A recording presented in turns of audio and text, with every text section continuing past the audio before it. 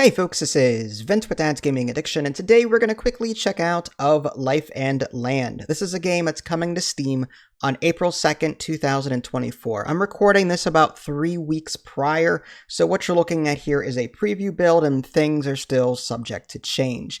So this is a very casual-esque Banished style game. It's a very small knit city builder of sorts. Like, you only start the game with 10 citizens, and you really don't grow from there right away. Typically, you start small and then you grow big. So far in my playthrough, I'm still at a very small population. So it's like every person counts. And this game seems to focus more on a micro town as opposed to a macro town, although I haven't played the game long enough to see if it actually gets there or not. You can build more houses so that you can, house more population over time. But typically, like for my half an hour to an hour of playtime, in the beginning, it was only 10 people that I had to worry about. Everything seems to be fairly low poly. There is an editor. There's like one man-made map, like the developer made, but you can also go to the editor and make your own maps, which is kind of cool. I look forward to trying that out at some point when I've got time, because I would love to sort of, make the map a bit more flat, make it more, just make it easier by putting all the resources where they should be and stuff like that. It wouldn't be very natural looking, but, I'm assuming it's possible.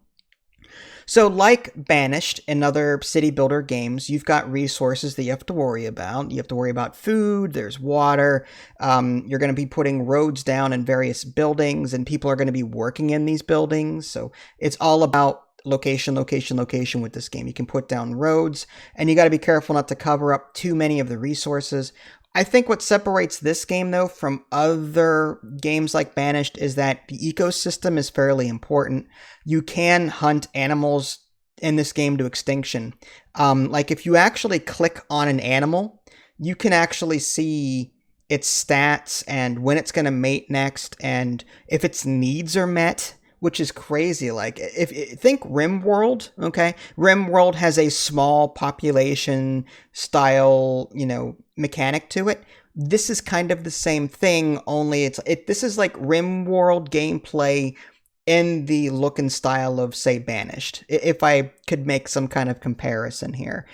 Clicking on a person, you'll get all kinds of information. In fact, they've got needs, and you have to meet these needs in order to be able to construct your level 2 buildings. You start off at level 1 buildings, and then you expand to level 2, but you can only expand to level 2 not through technology points or anything like that, but by seeing to the needs of your people. You click on a person, you click on the needs tab, and you see, do they have dirty rags? And they'll tell you in red, no, I don't have dirty rags, I need it to satisfy this need. And when everyone's satisfied, you will be able to level up to level 2, and then you unlock things like barns, and then there's like a community center, which allows you to trade with other civilizations on the map. But I just love how focused this game is, like micro focused.